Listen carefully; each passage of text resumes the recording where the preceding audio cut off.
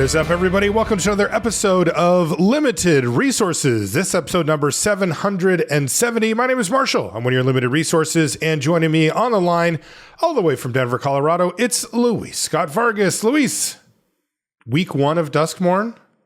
It's only been a week. It feels like I'm like getting to the point where I'm like, okay, 5-color rooms. Yeah, let's see how that works. Yeah, exactly.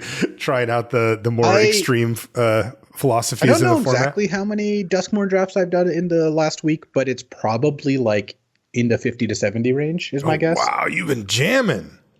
I've been jamming. B, I have terrible arena self-control where if I'm like 1-2 and I don't like my deck, I'll often just drop and redraft.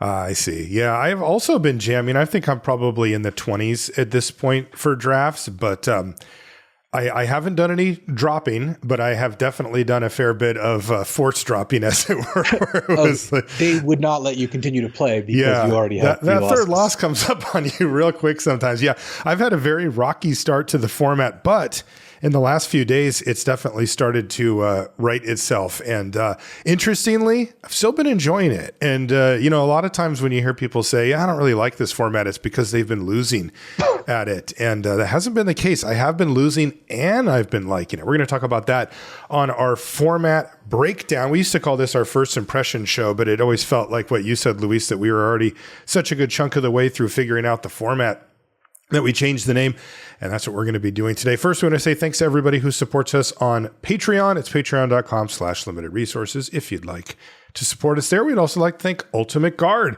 They're the ones who do the absolute best products for protecting your cards, your decks, and your collection. You can check them out at ultimateguard.com. You need sleeves to play Magic. I mean, in tournaments, you have to have them, but also they're just recommended all the time to protect your cards because they're valuable and they sell sleeves. You need to put those sleeved cards into something. They have deck boxes, they have backpacks, they have stuff to organize your collection at home. They have branded stuff for Magic. They have, just straight up colors if you like stuff a little more simple. Again, ultimateguard.com to check it out. And then you can pick up their products from your favorite online retailer or your favorite local game store.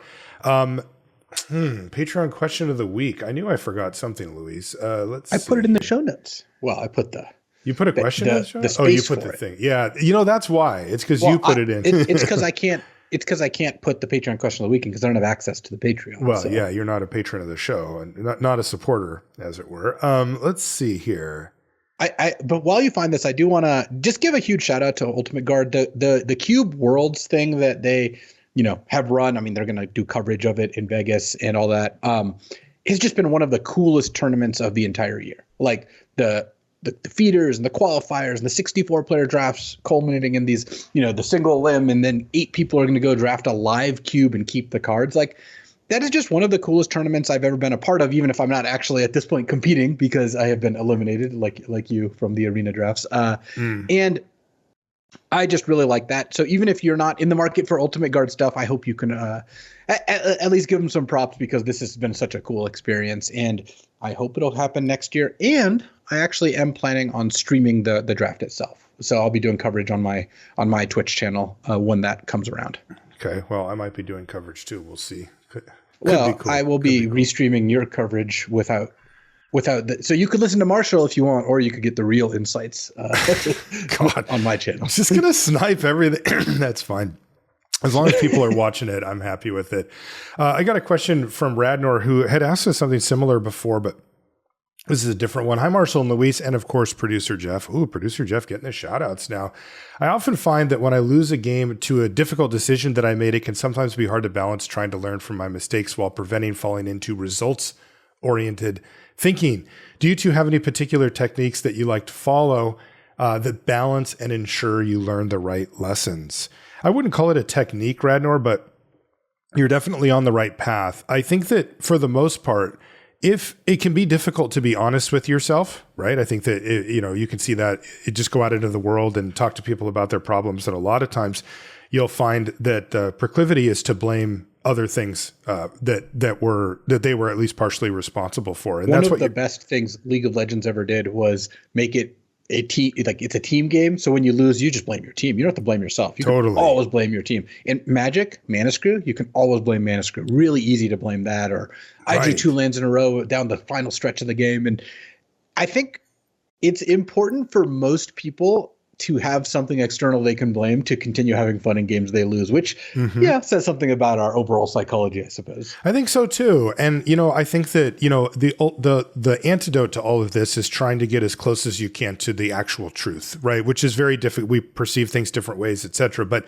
it is okay to be nuanced about things like this, right? If you lost a game of Magic, it could have been partially because of Mana Screw. That could have been, you didn't have quite enough firepower. But it also could have been that if you were a little more efficient. That's why I lose all my games. Yeah. See, there you go. But there's also, this isn't in addition to, this isn't like an alternate theory that was a percentage of why you lost the game. But also, you could have been more efficient with the way that you played the early turns. You could have held a removal spell a little longer. You could have been a little less aggressive. You could have been a little more aggressive. Maybe you could have drafted a deck that didn't have quite as many, like of the 5 spells that you drew for the game, 2 of them were kind of not that effective, right? These are things that you want to try to suss out while also recognizing that, probably the majority contributor was the fact that you flooded out or you didn't hit your land drop or whatever. And the truth is you are trying, Radnor, to get to that level of understanding where you can say, okay, something bad happened. That was a big chunk. Was there anything I could have done? Is there any leak? Is there any hole in my game? Is there anything that I could have sorted out and been a little bit more disciplined, a little bit tighter on to try to shore up that weakness? Because what ends up happening is, when you zoom out on these situations, especially when you play Magic over a long period of time, is one little tool that I like to use is, what if I substituted in like Luis in my seat, right? Whenever I lose a super close game, my assumption is that Luis would have won it, right? He would have found something a little bit different. Like even if our lines were roughly on par with each other and it wasn't like I just threw it all away and made some huge mistake, if it was a longer, complicated game and I ended up getting my opponent to 1 or I needed one more turn, like could I have seen that coming earlier? Could I have done something? And I kind of assume that a player of Luis's caliber probably would have. And that's the interesting part is if we were to switch out players in your seat over and over and over and over again, well, you have some hard evidence, right? That there's players that are better than you. What is it that they're doing differently, right? That's the thing you're trying to figure out is what is the gap? Excuse me. What is the gap in my play, in my approach, in my strategy that I don't have that players that just produce a higher win rate do? And that's obviously very difficult to suss out. But, the first step of that is recognizing that there are players who are better than you, who do things differently, and that you didn't have to do it exactly the way that you did it. As far as the results-oriented thinking part goes, it's really interesting. You have to be careful about how you apply that, right?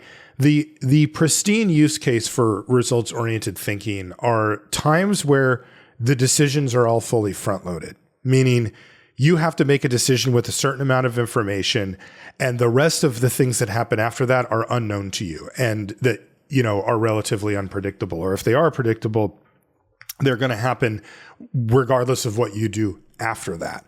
And that's a time when you can fully lean into, okay, I need to, decisions, not results, right? And you lean into that and you make the absolute best decision that you can. And then you just let the result happen. And you're not really concerned about it because it was going to happen the way it was going to happen. But there's also gradients to this. One of the things that came up in my life recently was at basketball. And, my friend Woody, he's been coming out and playing basketball with us.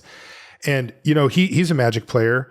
And he's learning mostly how to play basketball and stuff. And so, one of the things that when I was teaching him how to play that I used was this idea of decisions, not results, but applied to basketball, right? So, for example, if you take a good shot, meaning you're under control, there's nobody around you really, it's in your comfort zone as far as where you like to shoot, then that's a good checkbox for go ahead and shoot that shot, right? That's okay. Like that, even if you miss it, it's okay. Like that's the kind of shot that we want you to take. But he had like a bad game where he had missed a bunch of shots in a row.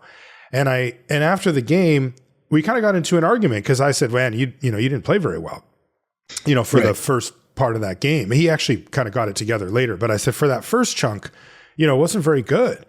And he was like, well, but I made fine decisions each time, meaning that like he felt that the shots he took weren't like, bad decisions to take. He just happened to miss them. Right. Okay. And I'm like, okay, but that's bad. Like you still played, but you still missed the shots, right? You still have to convert on them and of course this gets very complicated, but basketball is a team sport. There's 5 players. So there's 4 other people that could also be taking. Each shot is an opportunity cost that goes away every time you shoot it. And so there's some team dynamic stuff that comes into play there as well. But that's an interesting case study in, well, should he be down on himself if he made these good decisions, but he happened to miss each of them, right? And it's like, that kind of gets into the weeds of, am I being results oriented? Sorry, I did not grab my traditional Arnold Palmer, and apparently I'm suffering for it. What do you think decisions all around? I can see that. Yeah, what do you think about that, Luis? Like, how would you translate that from the basketball side of things to like a Magic play? Well, it's tough because, like you said, you always have to untangle. This thing worked out poorly. Was it a bad decision, or did it just not work out? Like those are obviously not the same things, and it can be really hard to figure that out. Obviously, for basketball, to some degree, if you're just like missing a bunch of shots, you have to sit back and think like, okay, maybe I'm not actually the person who should be taking the shots because this is not working out. So that's a pretty big game. But I know for Magic, it is very difficult to separate the results from the decisions from the results, because in some ways, results are the way you can kind of get some information over, was this a good idea? Like, this is what we do, right? Like a new draft format comes out and I pick cards, right? And I see which ones help me win, and that gives me more information. And to some degree, it's like you could pick a card and it did not help you win, but it was like, oh, but it was a really good card. You just like, it's kind of like the Thought Stalker Warlock, right? This can fall apart a little bit, where I'm like, I had a couple games where this card was like not that great for me, so I had a kind of low opinion on it. As I played more, like the real results kind of shine through. But you still end up in this spot where you have to figure out, okay, you have to make a decision and you have to see how that decision did. And in basketball, a lot of the feedback you get is, did I make the shot? Right. And obviously the more skilled you are at figuring things out, like, you've definitely heard stories of like, player takes a bad 3, sinks it, coach benches him. He's like, but I made the 3. He's like, yeah, but that was a bad shot. You got lucky to make it. Right. And that's what you want out of a coach. You want a basketball coach who can do that. You don't really have that in Magic usually. Obviously, you can have your friends review your games and whatnot, but you do want to try to close the loop as best you can between making the decisions and figuring, like, you don't want to just be going off results, but results are often a big part of how you can actually try to figure out whether what you were doing was a good thing or not. And all I can really say is like, just try to over and over, before you figure out the result, think, okay, was this a good play? Why am I doing this? What is the, what do I expect to happen? And then what does happen? Like that sort of thing. Definitely. And the other piece of advice that I would give, it's a little bit of an add-on to this, but we love this topic. Obviously, this is a core to what Limited Resources is all about, is to think holistically about your entire limited experience there, let's just say. I think that a lot of times people do the draft and do the deck build, which are two, again, completely separate skill sets, right? Like drafting is hard. Mana bases and what cards to keep into your deck is another skill that comes into play, that, you can be a pretty good drafter, but if you don't put the right cards in your deck, it's going to stumble you. And then they get to the game and then they say, well, I played my cards, like I did everything I could and I lost anyway. And they get frustrated. And it's like, the problem you have is 2 steps back during the draft and 1 step back during the deck build. Like if you make fundamental mistakes during those stages, you're going to make it really hard for yourself to get through the games. And this is part of what we came up with Cab's theory for. This is part of what we do with kind of this big picture idea of, card evaluation and the stuff that we do on the set review and everything, is that we feel that if we can get you to the point where you're drafting good cards that actually matter in the game consistently, that it can't go that wrong. Right. We just hand you a deck, just tap your mana and cast these things. Your win percentage is going to go up versus a player who's like, this is cool. This is a build around that I'm not really supporting. This is a straight up draw spell. This is, back in the day, a life gain spell, stuff like that just didn't do anything. I mean, you can actually see that from modern set design. It's very difficult to play against someone who just has a deck that doesn't do anything. Yes. 10 years ago, 12 years ago, we had a lot more people who would come up to us, and this is back when we're going to more GPs. They're like, hey, take a look at my draft deck. And you look and you're like, oh man, this person's going to win 0 games. So they managed to construct a deck full of cards that don't do anything. You can't really do that in this current format. That's true. Or any of these formats. You can make bad decks, and people who make bad decks also typically play worse too, because they just are less experienced. They don't know what's going on quite as much. But if you took just 23 blue and green cards from Duskmourn and put them in a deck, you would have a playable deck. It's really difficult for that not to be the case. That's true. They just don't put traps in at almost ever at this point. Yeah. They used to. Now they don't. Anyway, so keep that in mind as well, Radner and anybody else listening, that, you do want to try to make sure that you break down your strategy as a whole, not just your in-game strategy, because, if you bring Excalibur to the table, you have a great draft deck, your win percentage is going to go up, period. And if you drafted poorly, or if your mana base sucks, you are going to have a much, much harder time. Let's do some Cracker Packs, Luis. We got a couple of Duskmourn. Great question, by the way. Thinking about things in this way is something that the vast majority of people on this earth just never do. And it's one of the most valuable lessons you can get from gaming. And I don't even just mean Magic. I mean any game, or not even games, like other kind of endeavors that force you to just think about your process, think about your results, separate them when it's right to, combine them when it's right to. Because sometimes it's like, you want to separate the results to some degree, but some degree you want to try to get as much information as possible. And yeah, winning a draft with a card is like a pretty good sign. Okay, maybe this card is good. So I just think if you're in that mindset, you're already going to be like leagues ahead of people who kind of go through life without thinking about this. Because no matter who you are or what you're doing, I would hope that there's things in your life you want to get better at. And this is like the best way to improve on things. Definitely. So, we need to write a book, Luis. Yeah, I mean, figuring out how to do things better and mastering things is just one of the most fun things I just experienced, regardless of what it is. Like, I feel I enjoy learning how to smoke meat better, and not just because we get to eat it. Though obviously that's a big part of it, but it's because I have mastered this thing. Oh, sorry, I don't want to say I've mastered that. I've gotten better at this thing, and I enjoy that process, regardless of where you want to end up. It's addictive too. You start applying it to everything. In fact, it's interesting. People that go down this road of thinking in these ways, this sort of long-term expected value thinking, and like what Luis was describing, it's once you get decent at it, it's like, I want to do this for everything, because it's so much where you can front load.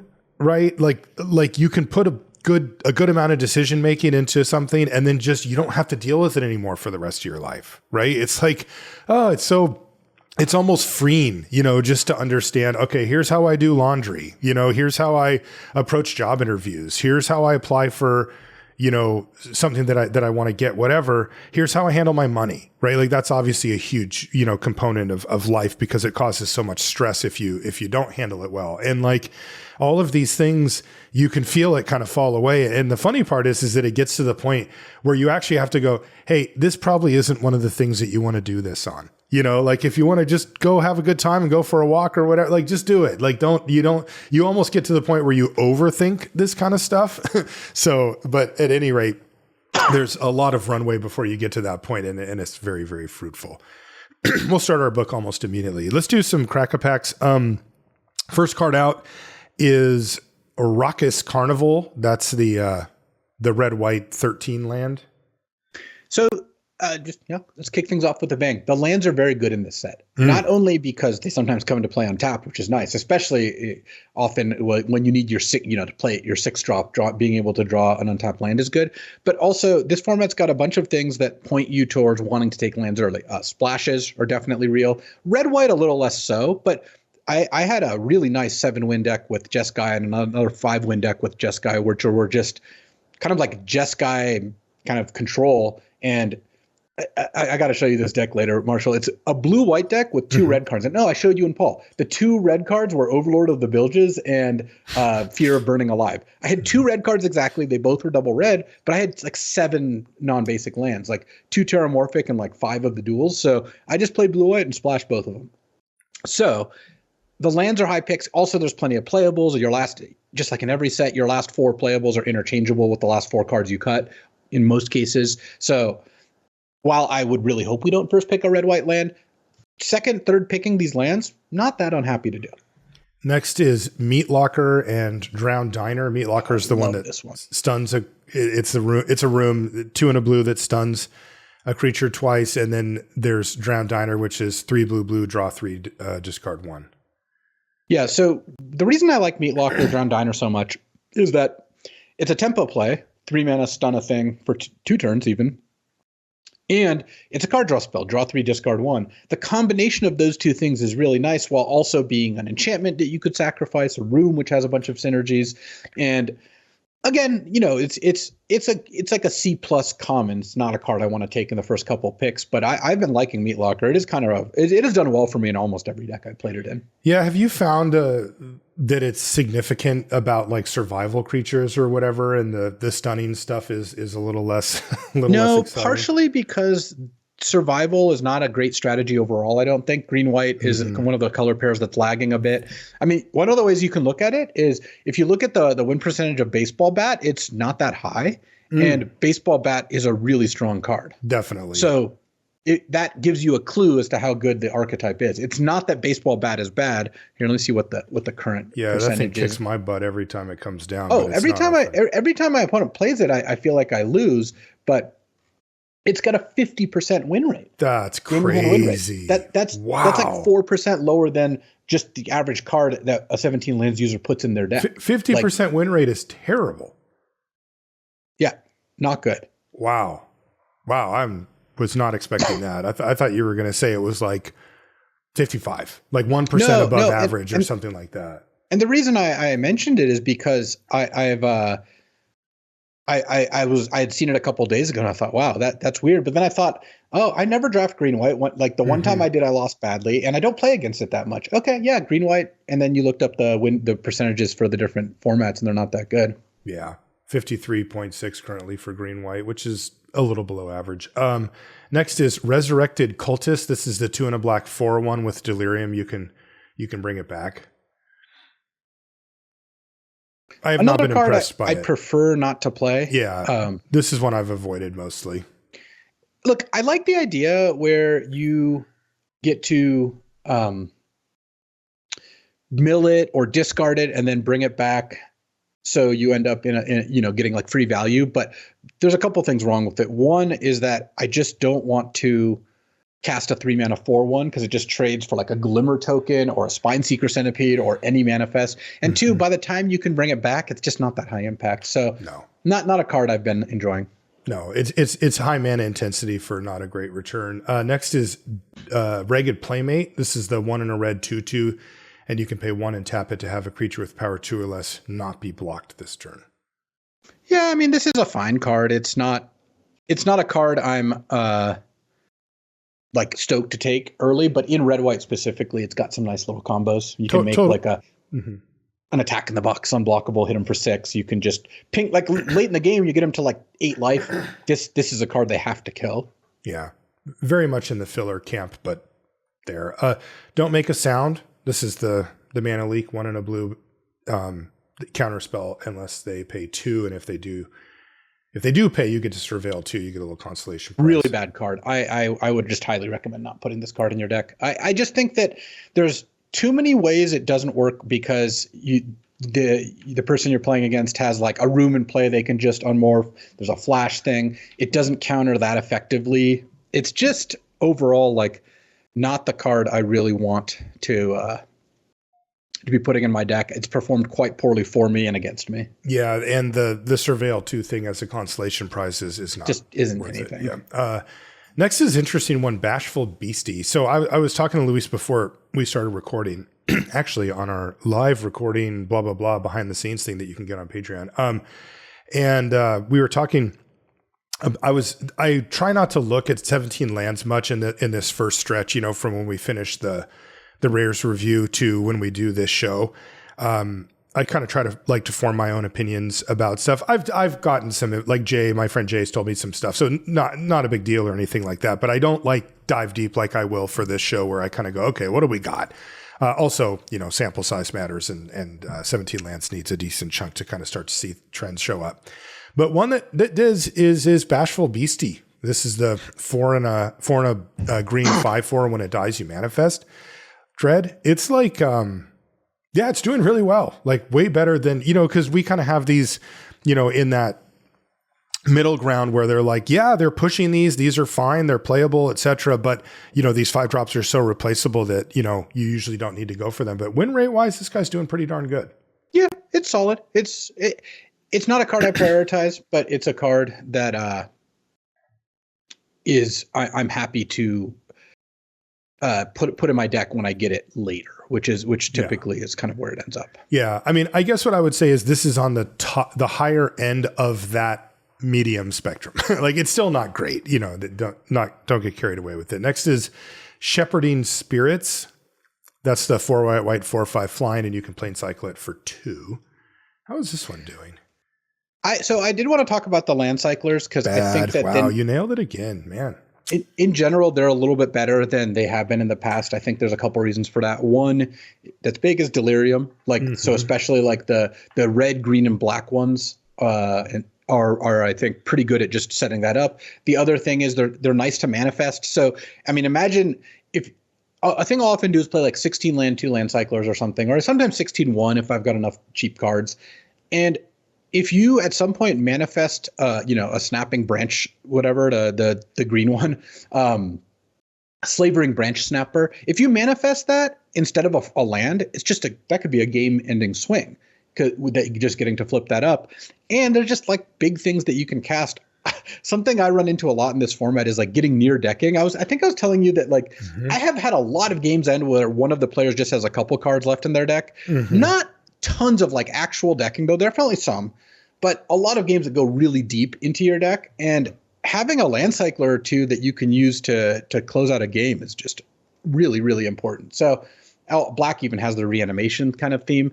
So yeah, the land cyclers, I like the green and black one. The white one can be good if you're playing the kind of the black white reanimator deck, but I don't think that deck is actually that good. No. And I think the blue one is generally not as great. I mostly like the green and black ones, but they're all playable. Like you can play all of them and they all do, I think, some pretty good things for you. Yeah, it's funny. Speaking of the decking thing, I had a game where the game was going really long. My opponent had drawn a ton of cards, and I top decked the GOAT, Friendly Teddy, and that was enough. They could not attack into me anymore at all because if it died, they lost, and they lost. Cackling Slasher is next. This is a 3 and a black 3/3 with Death Touch, and it enters with a +1/+1 counter if a creature died this turn. Not been impressed with the Slasher. Terrible card. Just don't put it in your deck. Bad. Altanac, the Thrice Called. This is the 5GG 9/9 trampler that cares about the what's the card called? Say its name. Yeah, which I did, by the way. Someone actually posted it on the LRcast subreddit because they had the misfortune of playing against me when I went turn 2, the 3/1 that entombs on survival.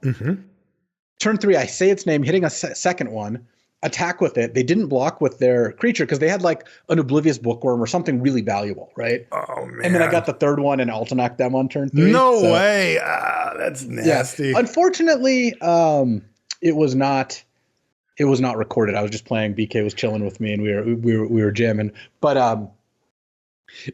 I think that part aside, it's not completely unrealistic.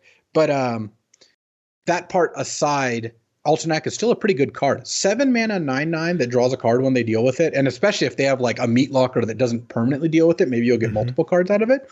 Totally fine card. I'm not like, jazzed to be taking that thing super early, but I do like having it in my deck. And the say its name thing is, again, not completely irrelevant. It's not a meme. It's a real thing. If you have 2 say its names, I would take Altenac very highly. I would too. And, the fact that Altenac has trample is huge. There are plenty of small things that could normally chump block something huge like this. So that is massive to just run over manifests and glimmer tokens and stuff like that. And then it is kind of interesting. Like, have you ever used the ability?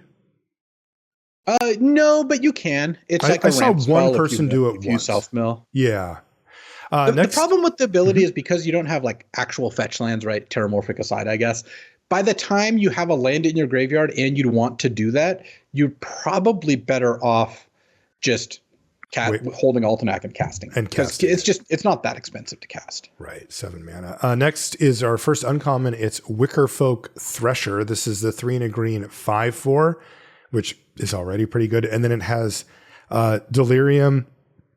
You can look at the top card of your library when it attacks. And if it's a land, you can put it on the battlefield. And if you don't put that card on the battlefield, you put it in your hand. This guy's great. Yeah. Wickerfolk Thresher is a pretty solid card. This is where I would be for sure. Yeah. So far, I think this is the card I would take. I mean, I'm not taking Altenac or Bashful Beastie over it, that's for sure. It also has the benefit, it has kind of a dual purpose thing. It dies a lot. It is 4 toughness, so it does take a real spell to kill it or multiple creatures. But and you do want to send with this when possible. But also it happens to be an artifact creature too. So if you do have Delirium sub-themes, this thing does have makes its way to the graveyard quite regularly and gives you that double hit for Delirium. Next is Trial of Agony. This is the red sorcery. Choose 2 target creatures controlled by the same opponent. That player chooses one of those creatures. Trial of Agony deals 5 damage to that creature, and the other can't block this turn. Yeah, I will talk about it a bit, but I've been playing Boros quite a bit lately, and this card's just an absolute house in Boros. I mean, it kills. It's like 2 creatures get to disappear. Very cool.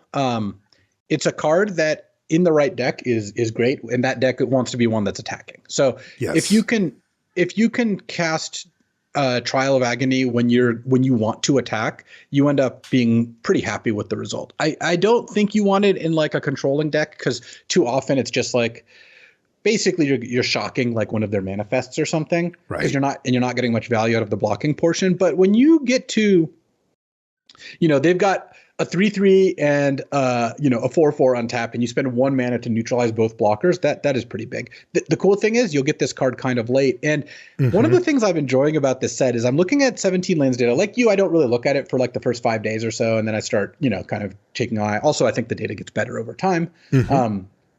But there's a lot of cards here that don't have like great win rates that I've found to be quite good. And what that shows to me is there's just a lot of building around. Like there's a lot of making sure, like Trial of Agony is a 54.4% win rate, which is about average, not a great one. Well, I think it's brought down because people put it in like their blue-red deck when you should be putting it in your red-white deck. Totally. Agreed. And it really, it is one of those cards that you can kind of feel your opponent's shoulders slump a little when they're like, really, I have 2 5/4s, like I'm losing one and the other one can't block, and I'm going to take near lethal here. Next is Diversion Specialist. This is one of our previews. It's a 3 and a red 4/3 menace, and you can pay a mana and sack another creature or enchantment. And if you do that, you exile the top card of your library and you can play it this turn. Solid card. Yeah. It's a card that I really want in like a red-black deck, so I would not be taking it early. Like, the Thresher that I think is still the current pick is more a red-green or green-black card, but Diversion Specialist is very heavily a red-black card. And definitely. I do like red-black quite a bit, but I wouldn't first pick a Diversion Specialist. We have a foil. Oh, go ahead. Ooh. I was just going to, as a rule of thumb, most creatures that cost 4 or more mana, you just don't have to prioritize in this format. Yep. That's just not where the power is. And that is so I would hope that we can move on from the Thresher as we get to the end of the pack. Yeah. So we've got Norin, Swift Survivalist. That's the red 2/1 legend. He's a human coward who can't block, being a coward. And whenever a creature you control becomes blocked, you may exile it. You may play that card from exile this turn. I have yet to see this pop off. Card is okay. Yeah. It's not great. Yeah. I mean, it's all a May ability, you know, and it is a 2-powered 1-drop that can turn sideways some number of times.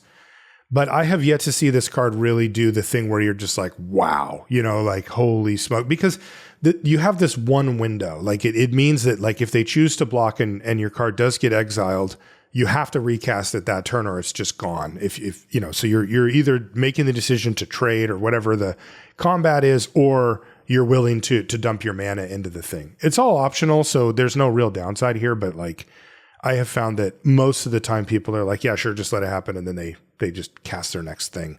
And of course, you know, any creature that you put in your deck that can't block that's a pretty major downside. I'm not a huge fan of Norn. I have not seen it prove to me that it's great yet. That's for sure. If you're really aggressive, then you should play it because it's a 1-mana 2/1. Like a red aggressive deck is just going to be interested in that regardless. But yes, for the most part, you don't want this card. And our rare, Leyline of Hope. Yeah, the ley lines are all blanks as far as I can tell. I think so too. This is a white ley line. It's the 2 white. If you would gain life, you gain more, and then you have 7 life above your starting total. Your creatures get +2/+2. That's right. And then you can start with it in play if it was in your opening hand. But yeah, these have all just been bricks. So the cards that jump out to me here are Wicker Folk, Thresher, and Trial of Agony. Those are the 2 cards that I'd be like, which one of these do I want? And I would take the Thresher. What do you think? Yeah, I'd be pretty unhappy, but I would take the Thresher. Unhappy with the Thresher. Okay, well, let's see if we can improve your lot here and go to our next tracker pack, because we like to do multiples when we first start out the format. First card out is, good one, Trapped in the Screen. That's the 2 and a white enchantment with Ward 2, and when it ETBs, exile target artifact, creature, or enchantment an opponent controls until this thing leaves the battlefield. Great card. Really good. This is just a very strong card. The Ward 2 goes a long way towards making this a more annoying for your opponent to deal with. One thing I don't like about it is that there's a lot of enchantment removal because this format has a lot of enchantments in it. So you end up having to risk this getting blown out. So you really can try not to play it on something with like a good ETB or whatever. But I think for the most part, this is just a card you'd be happy to first pick and works nicely in a bunch of different decks. Yeah, O-Ring is back. I mean, it had a period of time where it was a little bit down. It was a little bit worse. A little bit, I say. You know, this one's really good, though, and at common. Yeah. Next is strong. Bashful Beastie. We already talked about that. That's the 5-drop. Next is Stalked Researcher. This is the 1 and a blue 3/3 with Defender, and it has Eerie. It can attack as though it didn't have Defender. I've been playing a bunch of these. Yeah. I might be overdoing it. I don't know. Yeah. What do you think about it? I think it's a good fit. It's really good in blue-white because it's just going to attack every turn. So it's just a house, and especially if you can lead with any of the aggressive enchantments. I think that as a defensive card in like a blue-green deck or a, any sort of like blue-red rooms deck, it's pretty solid. So overall, I like it. I wouldn't really want to take it early, and I would certainly take Trapped in the Screen over it. But it's a card that I'm pretty happy to have in my deck. Yeah, I've found it to be quite effective. I mean, its primary role, right, is to be a speed bump, is to be a preemptive removal spell, is to hold back a 3 manifest creature, something like that. And it does that really well. And then, there's enough enchantments in here that this thing does just get to turn sideways fairly frequently. So yeah, I like it. I'm probably higher on it than I should be. Next is Fear of Surveillance. This is a 1 and a white 2/2 vigilance, and when it attacks, you surveil 1. Yeah, fine card. I mean, I play it, and it's like especially good in blue-white because it's an enchantment. But it's totally playable in red-white or what have you. Yep, good 2-drop. Next is Ragged Playmate. We talked about that one. And also Cackling Slasher, which we talked about. Next is Grasping Longneck. This is the 2 and a green 4/2 reach, and when it dies, you gain 2 life. And it is also an enchantment creature. So this card's not very good. Like I strive to not play it, but when you are in a spot where you need types for Delirium, because Delirium's a really big thing, then sometimes you'll play it because you're like, because cards like the Grasping Longneck, like Found Footage, the Friendly Teddy. These are like, oh, I only have one artifact in my deck. I definitely want a second and third one to make Delirium happen more often. Or, oh, I only have 2 enchantments in my red-green deck. Yeah, the Grasping Longneck's fine there too. 4/2 is not a great stat line, so I try to avoid it. But it is certainly a card you can play if you need the types. Yeah, definitely defensive creature. Like you're looking to block with it, and that's where it falls a little short, right? As you mentioned, the 2 toughness means that it trades with the manifest. That's not great. We have a foil common. It's a Dagger Maw Megalodon. That's the blue land cycler. So it's the 4 blue 5/7 vigilance with Island Cycling for 2. Yeah, not a card I'd be prioritizing. No, and I this is the one I think I play the least. Definitely. I have yet to play it actually. So there you go. Uncommons. Ooh, I like this one. Inquisitive Glimmer. This is the blue-white 2/3 that makes your enchantment and unlock spells 1 less. It's also an enchantment creature itself. Great card. I'd be pretty happy to start a draft on this. I really like the Glimmer, and I really like blue-white. They're both very good. So I think that you do have to build around it, and I think it is more likely to not work out than something like Trapped in the Screen. But I right now would take Inquisitive Glimmer over Trapped in the Screen. Pick one, pack one. I just think that trying to get into a really strong color pair with one of the best cards for that color pair is a good place to be. Yeah, and this color pair seems one of the most supported. Sometimes these cost reduction cards are like kind of mediocre, but like cards like this one has been doing really well. And the next one too. Wow. Gremlin Tamer. This is the blue-white 2/2 with Eerie, make a 1/1 Gremlin. This card's even better than the Inquisitive Glimmer. Yeah. Gremlin, I mean, I would. It's kind of annoying to take this and then pass another great blue-white card, but I would still just take the Gremlin Tamer. Same. Next is Razorkin Horde Caller. This is the 4 and a blue 4/4 haste. And when it attacks, you make a 1/1 Gremlin. I've liked this card a lot too. This is a very solid place to put 5 mana in a red-green or red-white deck. Yeah. It's a beater. Like, this is the kind of card I want out of my 5-drop. I still would just take Gremlin Tamer over it, but I would too. Gremlin Tamer is like awesome, like really, really good. Next is, here it is, Cynical Loner. This is the that's what I was talking about. Exactly, the 1 and a black 3/1 that can't be blocked by glimmers, and it has survival. You get to entomb, which is you get to look for a card in your library and put it into your graveyard. So this is what Luis was using to fill up his graveyard for his combo that he was talking about earlier. How good do you think this card is, though? It's pretty replaceable. It's a good 2-drop. Like, it's nice because it's a 2-drop that they're going to feel compelled to block and or will give you value if they don't block it.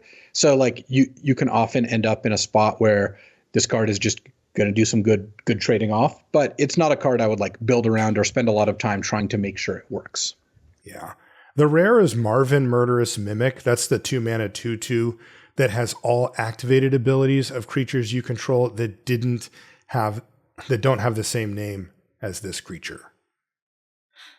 I don't really know what you're supposed to do with this card. I still haven't seen. I have not seen it do anything remarkable. That there's something, right? Like, I don't know. Somebody in Modern's going to break this, or there's some combo of cards in Limited that I'm sure really Matt Nass will have something to do with this card. Yeah. But it's not a card it's a 2 mana 2/2 artifact. If you want that, you can play it. But I haven't really seen it do anything else. I guess it could pick up like Diversion Specialist or something like that. Right. So we're both. I'm on Gremlin Tamer. It sounds like you are as well. Is that right? Yeah.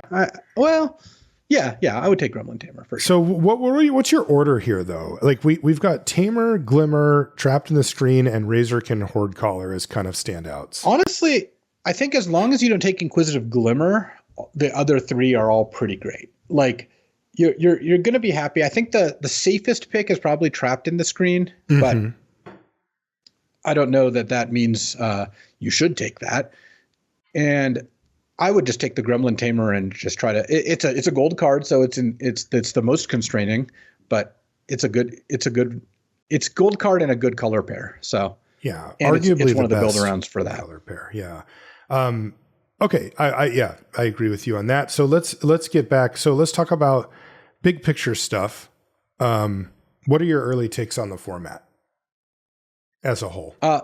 So I think that this format's not that fast. Like or rather, it's not as fast as the ones we've seen. You still want to get on board. You still want to try to make sure you're playing things. But this is not a format, I feel like, where you miss your turn 2 play and you feel like you're in a deep pit, which Bloomburrow did feel like. So I know that you looked up the like game lengths and they were comparable, but I can tell you from playing it, this format does not feel as fast as Bloomburrow. No, and I will say that the two things that we look up for the format speed are the average length of game, but then there's also the win rate percentage being on the play. How much does being on the play benefit you, which is another key indicator. It's also arguably that's actually the problem, you could argue, right? That is, if a format is fast, but you're not punished for losing the coin flip, it's an indicator that the format may be fast, but it's also balanced. This format currently, we're early, we'll know more in a month or something, but is about the same speed as Bloomburrow and some of the sets over the last year or two, but it is like a full notch percentage down from that aspect of it. So that's much, much better. You know, we may even just end up starting to look at that more than the speed of the format. Go ahead. Yeah. So you end up in a spot, I feel like, where you're not under as much pressure, which means you can do some slightly cooler things, and there's still aggression. Like when you play against red white or blue white, like you got to be getting on board early. You got to watch out for what they're doing. But I have drafted all the color pairs at this point multiple times, except green white. I think literally just the one time. But I've drafted blue green 15 times or whatever, and there's a lot of different decks in each color pair. There's so many decks in this format. This is why I'm loving this format. This is why you see people like Siggy saying like this could be an all-timer, which everyone's always obviously very fast to call that particular to ring that bell. But in general, I think that a big part about this format is it's got a lot of really good, powerful archetypes and synergies that are well supported and overlap. So let's take a look. Well, you got Manifest Dread and you've got Delirium, and what does Manifesting Dread do? Well, it pumps up your Delirium stuff, and you end up, when you're drafting a Manifest deck, sometimes it's a Delirium deck, and then there's Eerie, which cares about enchantments, and a lot of these things are, but then there's also Rooms, which are enchantments and trigger Eerie multiple times. So Rooms are a strategy, and Eerie's a strategy, and Delirium's a strategy, and Manifest, but they all you can kind of have some, blue, green, red, black combination where you could pick any 2 or 3 of these themes and support like a good amount of them. And that's pretty incredible. I think that's a really big game. Yeah, that's what stood out to me is the overlap stuff. Sometimes we talk about pivot cards, about a card that could be good in one thing or the other. And sometimes they're very obvious, especially for ones that could be reasonable in like 3 separate strategies, something like that. But it feels like there are numerous cards in this format that overlap at least 2 strategies. They're kind of all over the place for the reasons that you said. And that really opens up the door for, if I tell you I drafted blue-green, you still don't know what I did yet. I have to tell you more before you actually know what my deck was trying to do. Where, like if you look at Bloomburrow, for example, that wasn't true. If I told you I drafted a color pair, you would know exactly what that color pair was trying to do because it only did one thing and stuck very strictly to that archetype. And so here, things are all over the place. This does not feel slow to me at all. You mentioned it. I think that, there's 2 things that we talked about this show that are overlapping each other, which is that when I brought up, about making sure that you're drafting well and that you're putting cards into your deck. And you were saying that, it's hard to not draft like playable cards these days, which is 100% true. I do think that that's part of the reason why we see these consistently faster formats. Remember, when we had KTK come back and we looked, and then we got to see what the speed of that format was on Arena, which is like an older school format now, comparatively, it's way slower. Like it's not even remotely close, but there's a lot of like 0 powered creatures, like for example, KTK Premier Draft was 9.9 average turns, and all of the sets from the past year have been 8.7. And those represent the polls outside of the outlier, your favorite of all time, Phyrexial would be 1, which is the 8.4. But at any rate, everything else is in everything recently, with Woe, Duskmourn, Lord of the Rings, even going back a couple, LCI, BLB, those are all in that 8.8, 8.7. And again, that's the entire range. Like we're talking about slowest to fastest with that one exception. So yeah, interesting that it's probably because all of these cards are good. So even if you just throw together a bunch, you're still going to be on board, turning things sideways, etc. But I've had the same feeling as you. Color wise, I don't really think in those terms, generally speaking, about like, well, what's the best color? Like I actually have to look at 17 lands to start to conceptualize that. But I definitely start to think of things I'm starting to avoid or things I'm going down the road of that I haven't liked.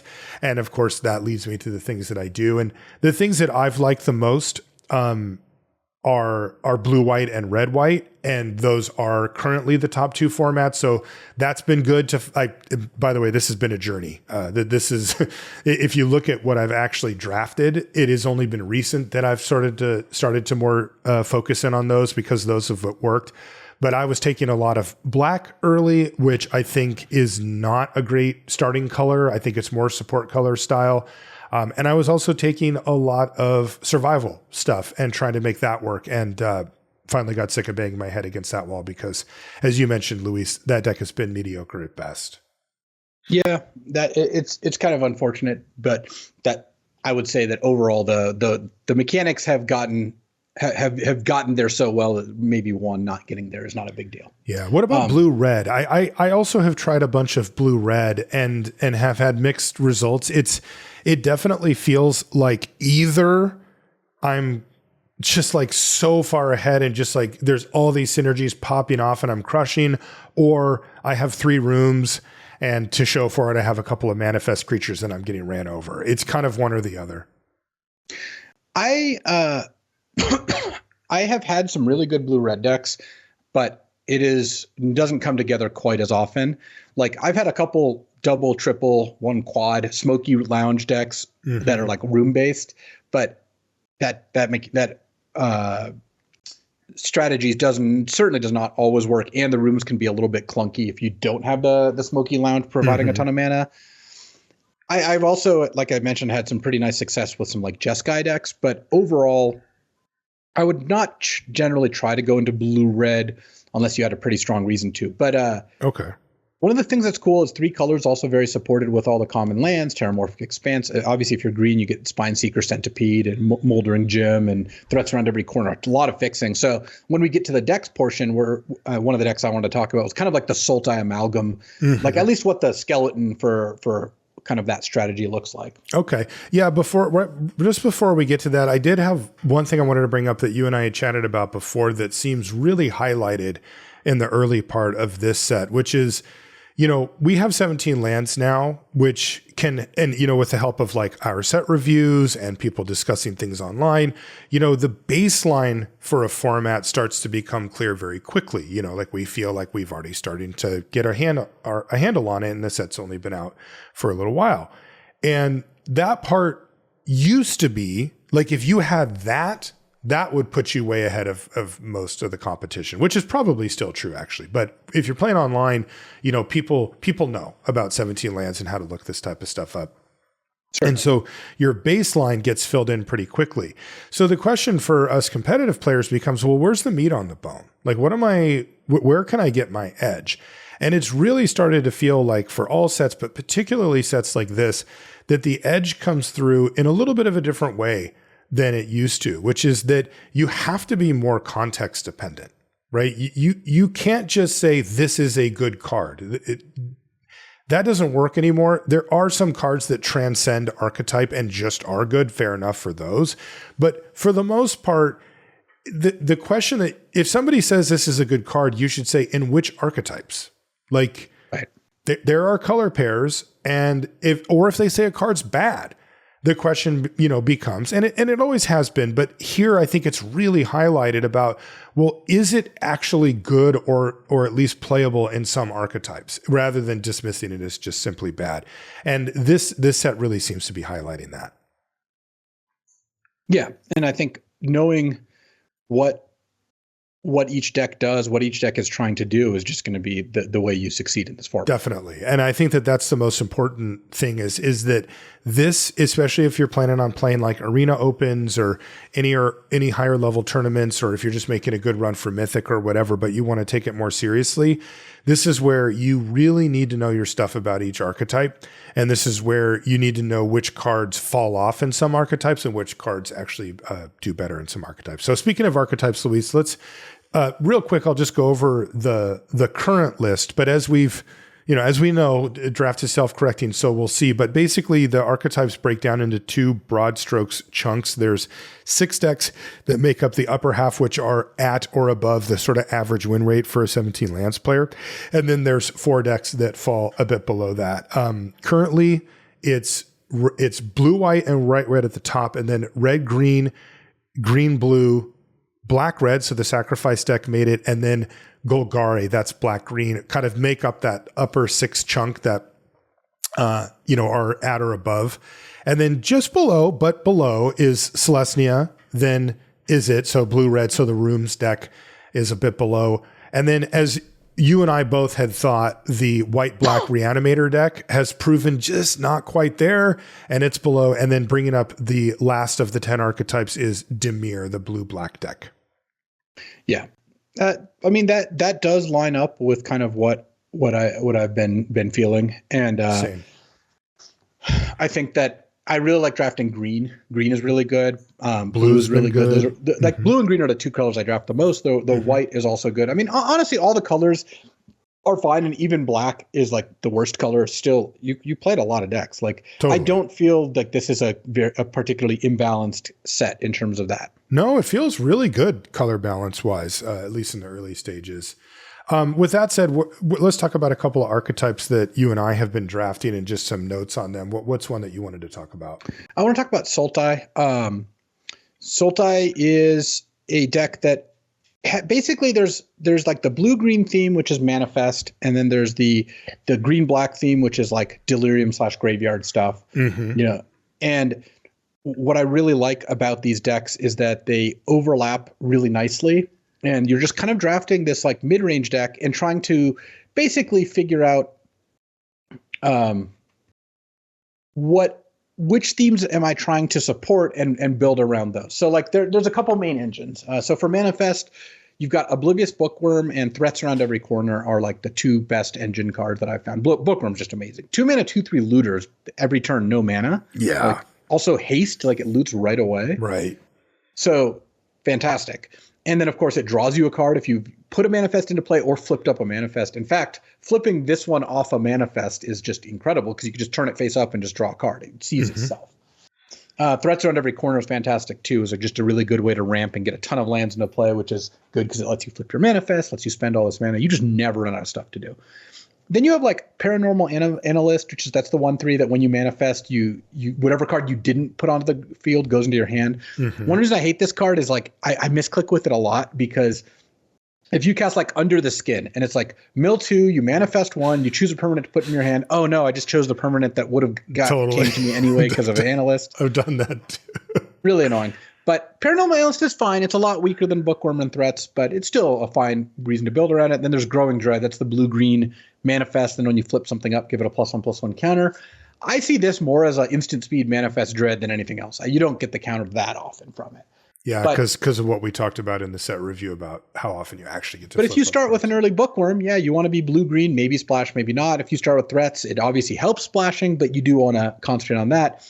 And then for Delirium, you have things like the Osseous Stick Twister, the 2/2 lifelink that pings them. If you have Delirium, you have Brood Spinner's great. I've splashed Brood Spinner in blue-green decks so many times. This is the 2/3 Surveil 2-Spider that you then get to sack it to make 5 or 6 1/1 flyers a lot of the time, sometimes even just 4, and that's plenty. Yeah. Also, there's Say Its Name at common and Under the Skin at uncommon as easy ways to recur the Brood Spinner. Of course, black has like Defiled Crypt as well. You can have a game that you Brood Spinner twice, and the only reason you didn't do it a third time is they conceded because they were done. Drag to the Roots that's the instant speed or rule spell that only costs 2 mana. I like that card a lot. Obviously, you don't need Delirium, but to make it good, but it's so much better when you do. One of my favorite plays is killing their machete when they block your 3/3 with their 4/3 manifest. You kill the machete, now their thing just dies. Yeah. And Patchwork Beastie is another great one. 1 mana 3/3 that it's 2 types itself. So when you mill or have it get killed, it helps Delirium. And turn 1 Patchwork Beastie is one of the scariest plays. Very scary. Let me just repeat this just for emphasis. Delirium is incredibly well supported in this set, especially if you've played other sets with Delirium. It's not like night and day. When I see a turn 1 Patchwork Beastie, I expect that thing to attack me on turn 3 or 4 pretty reliably. It's just not that. There's so many cards that count for twice. Yeah. There's lots of like double typed cards. There's lots of self-mill. There's Terramorphic Expanse. There's cards like Found Footage. It's just not hard. Tons of surveilling. I just assume I'll have a land in my graveyard at all times. Land, creature, sorcery are all very easy in these decks. Enchantment can be pretty simple. Manifest is the main engine for that. Yeah. Yeah. Because normally Delirium is tricky because cards like creatures and sorceries and instants go to the yard, but you need that other thing. And Manifest just always gives you the ability to get that critical fourth. I mean, when they designed Delirium, they knew that, that you would get 3 very often and the 4th would be hard. And it's not hard here. So when you have one of these cards like a Bookworm, like a Brood Spinner, it gives you a pretty good direction on kind of to some degree where you want to go. And then there's tons of support. And part of the reason I like looking at all these themes kind of in concert is that like cards like Under the Skin and Say Its Name support both mechanics extremely well. Manifest Dread, like the literal card itself does too. So you can kind of pick up a lot of support cards, and then there's obviously there's good removal. Those are important too. Like you do want cards like Monstrous Emergence if you have enough creatures. Unable to Scream is great, fantastic card. It is the blue Swords to Plowshares, as it turns out, and you will want basically as many of those as you can get. I have really found that card to be truly excellent in every blue deck. So it's really good. It's a premium common for sure. Yeah. And once you kind of know what you're aiming towards, you can end up, kind of pointing yourself more in that direction. But I think that you can, if you're going to be not splashing, then you don't need to prioritize the fixing quite as high. But the thing is, a lot of the fixing is just really good kind of regardless. Like you're going to want to put Spineseeker Centipede in your blue-green deck, and it's going to be really good. Threats around every corner is fine if you're straight blue-green. So I look at these cards and just kind of feel like splashing is often so free. So like, why not play a Brood Spinner in your deck? It's not, there's not a big cost to it, especially since the common lands are also really good and you want to be prioritizing those. Right. And typically I'll just kind of, I won't have like a super high creature count unless I really need to for some reason, because you get so many creatures off the manifests. If you're splashing, a card like Moldering Gym gets a little better. A lot of this format is trying to figure out, like, Moldering Gym and Slimy Aquarium, right? The rooms that can manifest. They're not great. They're just okay. But if you have Oblivious Bookworm, if you have the Paranormal Analyst, if you have Room Synergies, if you have Eerie cards, they all make these things better. And you just try to maximize, look at what your most powerful cards are and try to build around those. And there's a lot of things you can build around in this set. And blue-green and black tend to combine to not be particularly aggressive, but be a really good value deck. The deck that I have been focusing on recently has been Boros, which isn't really the most fun archetype to play necessarily. Like, I've been playing a good amount of the decks that you're talking about and kind of trying to find my way with those. But sometimes you just need to pick up the fast deck and go to town. And this deck's really good at doing just that. I've been drafting it the most over the last 3 to 4 days. Big picture, it just has a super solid pool of commons and uncommons. And basically all of them are pointed in the same direction. This is like a very classic aggressive deck with no frills. You just get to cabs it up. It's nothing. Basically, this is the type of deck that if you zoom out a little bit, you can just see that all the pieces are here, right? Some things that stand out, the removal, especially at common, is really, really good. Scorching Dragonfire is the most efficient removal spell in the set. It is awesome. Super, super strong removal spell. And exiling is so good in this format. Because of exiling. Yeah, it's so good and it's like apply it to all the things that Luis just said. It just reverses many of those recursion and delirium and all that kind of stuff. And then you get trapped in the screen, which we had in our Crack-A-Pack as well. This is a 1-2 punch that's very difficult to deal with. You get cheap, efficient removal that punches above its weight with Scorching Dragonfire, and then you get a little slower, a little more expensive trapped in the screen, but it takes out anything. Like this, when you're in the game of removing blockers, this is exactly what you want. You want a cheap instant speed way to get rid of stuff, and you want a slightly more expensive, but not expensive, like either 3 or 4 mana sorcery speed way to take out anything. And they give you both of those at common here. And then, you get cards like Glassworks and Shattered Yard, which are good enough. Like these are fine. That 4 damage for 3 mana is a fine rate. It kills most blockers in the early to mid game. It kills all blockers in the early to mid game and most blockers in general. So that kind of stuff's good. And then, of course, you get good cheap threats. Clockwork Percussionist. We're kind of back in that zone again, at least for the aggro deck, where, the 1-drop is the king. I mean, this card is actually rating higher than Scorching Dragonfire right now. It's amazing. Every time my opponent plays that card on turn 1, I'm just like, oh, God, okay. Right. It's going to keep pecking in there. It's really annoying. If Delirium's a thing, it matters. It gives you the card back. It feels free-ish when they finally kill it. So Percussionist has been really, really good. And then a card that we had to have underrated on the set review, I don't remember what we gave it, is Glimmerlight, the equipment. Everyone did. I don't believe that, obviously, I don't need receipts. You don't need to go dig for them. But I don't think many people had this high up on their list. No, for sure. I mean, even this is, a card that's like the reverse of the one for our Sunset show where I read it and I'm still just like, is this actually that good? But then you play it and it's like, yeah. And, this does some of the things that Luis was talking about where it covers multiple things. It makes a token, it makes a glimmer, so you get the ETB trigger, but also it's just cheap. It's so cheap that you can cast it, add to your board, and create a scenario where a block becomes not a good block anymore, all in the same turn. And you could just throw this thing around and keep, an unblockable creature going, or a creature with flying, or just, pump up something big enough to get through. Glimmerlight, that's been the game changer for me. I did not discover that on my own. I had a few people play it against me. I thought, yeah, that was fine. And then Jay told me, he's like, dude, Glimmerlight is like the truth. Like it is really killing it right now. It is. And I was like, okay, I'm going to lean in. And I started taking it higher and I was like, yeah, this is just great. So that card's awesome. And then you get, mediocre, but playable stuff like Ragged Playmate, Hand That Feeds, Acrobatic Cheerleader, that kind of stuff to round it out. And then of course you want some combat tricks because you can't all be removal spells. And you get 2 really nice ones. Again, one for each color. You get Jump Scare, which is the way to push through a heck of a lot of damage. Getting flying means that, your 3-powered creature just slams them for 5 and that can just be game. But it's also just a cheap, efficient, +2/+2 for 1 mana is kind of the sweet spot for combat tricks. So that's good. And then you get the surprisingly good Turn Inside Out. We both liked it. We compared it to the one from a few sets ago that did pretty well. And this one plays out maybe even a little bit better. This is +3/+0, and if your creature dies, you manifest.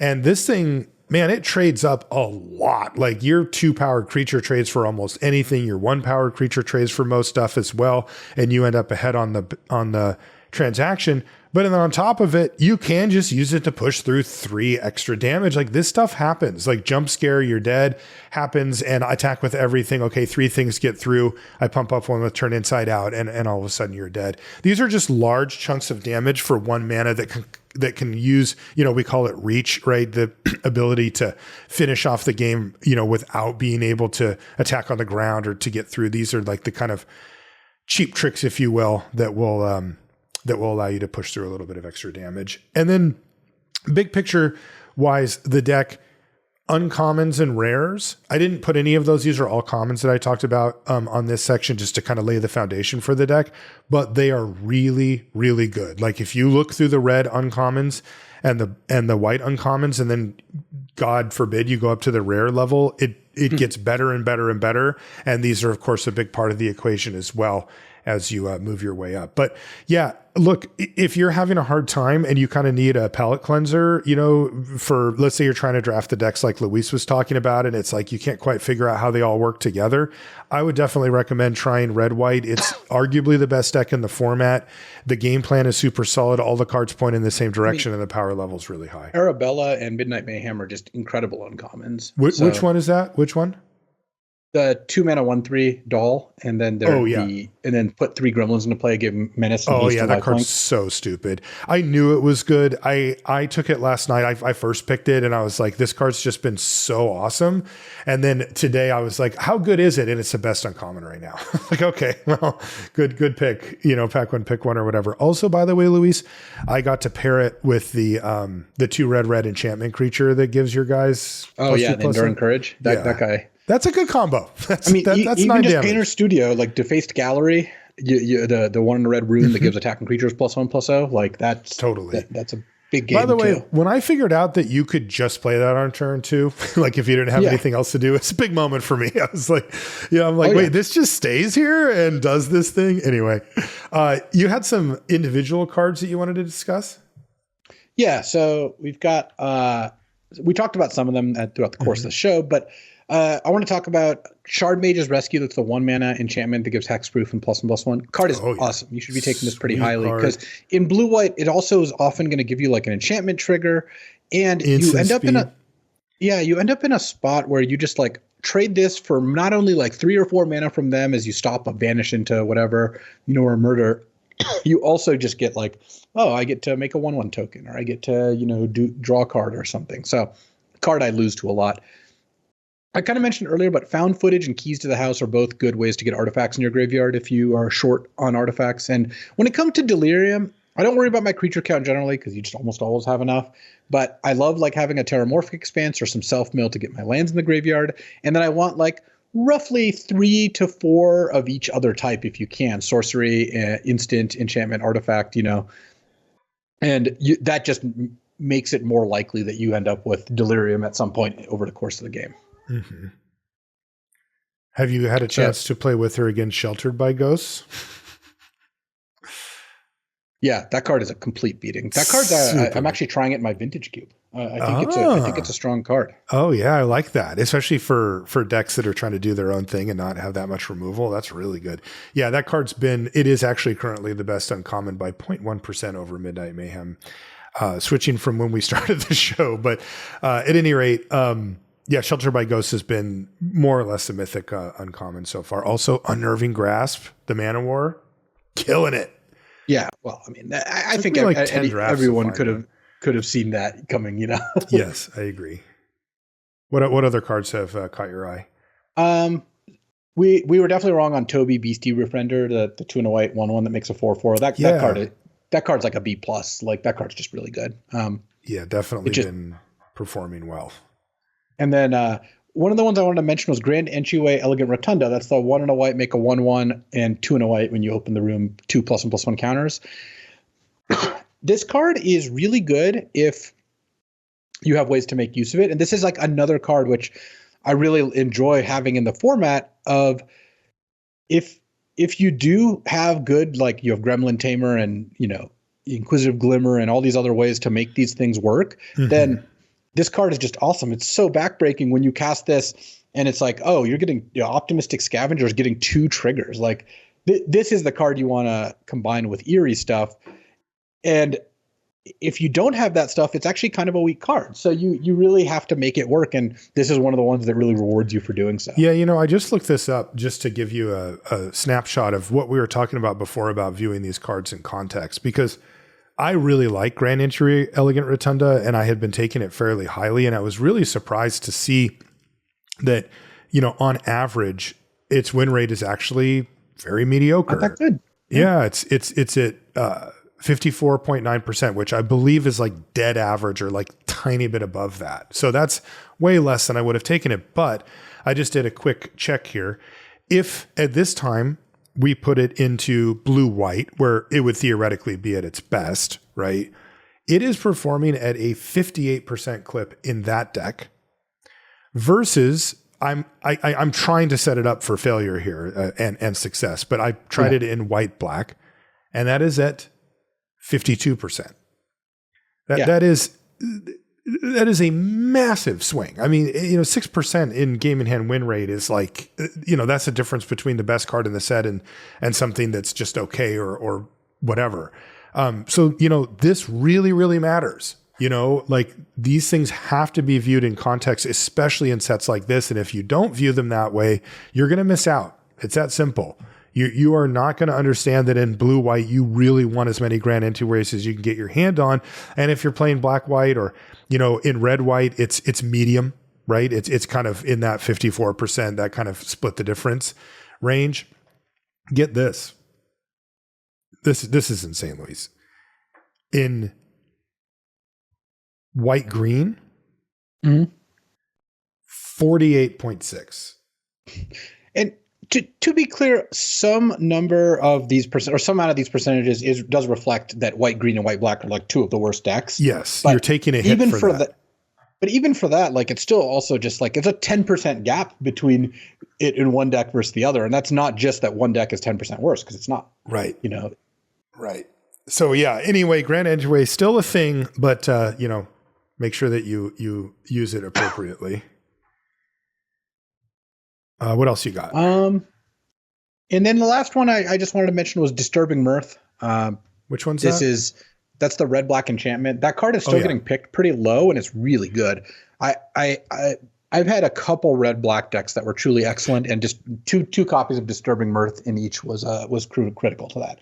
Basically, it not only lets you sacrifice something to draw two cards when it starts, so you're looking at like the percussionist, the monkey, or any sort of other thing that you just have kind of lying around. It then later lets you sack it to get a manifest. So if you can maneuver it such that sacking something is basically no cost, I think it's not that hard to do that. You sack a Nowhere to Run or a Fear of Lost Teeth that's going to ping their 2/1 or whatever. And then you sack it, you're getting out of one card a manifest plus a draw two for 2 mana, which is obviously awesome, even if it doesn't happen right away. But then factor in that sacking the Mirth also gives you an advantage because you're sacking it. Let's say you sack it to a diversion specialist and you could draw another card off it. Like you just end up getting a ton of value out of this card. And I had a draft where I had like 2 red cards and a green card, and then I took another red card, and then I saw a 5th pick, Disturbing Mirth, and I just moved all in. I'm like, oh, there we go. I figured out what I'm doing. And that's a lot of what really any draft format, when you get a late pick, really strong card, it's like, oh, let's just build around this. And that usually is going to be a pretty good plan to do. Right. And of course, these type of cards are very one archetype specific, both in color and in strategy. So that, you can kind of make a shortcut when you see any numbers based on that's how it's doing in black red specifically. Okay, good stuff, Luis. This is a good start to the format. I think that there's a lot of hope out there. I definitely have not seen a lot of people complaining, which is really easy to do early in the format. And like I said, for my own litmus test, I struggled. I was getting, I was doing really bad, like 2-3 wins every time. It took me, I didn't count, but I would guess like between 15 and 20 drafts to get my first 7.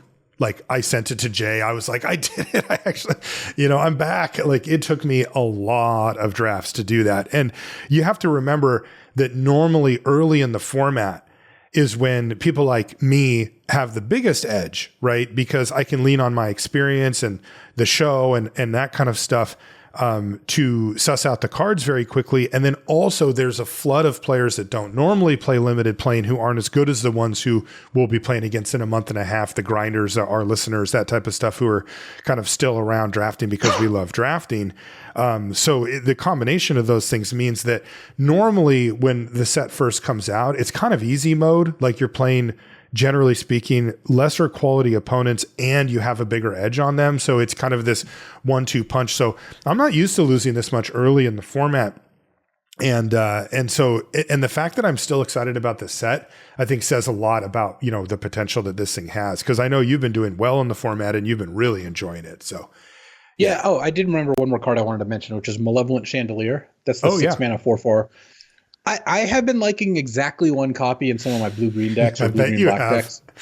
That's your insurance policy. When you got two say its names and under the skin, like you do need a way to not deck in some games. I'm not saying I play it like often, but I would say a third of the time. You can always get one. I always try to pick one up because I never know. I think a third of the time that I draft blue-green, I probably have one of these, and maybe a quarter of the time. Not like it's like I said, it's not all the time, but I have liked it. Also, it's not the worst thing to manifest, right? To flip over, just all of a sudden it's a 4/4. One thing that's annoying, and I know why they did this, it's only sorcery speed, so you can't mess with Delirium mid-combat because it can hit their graveyard too.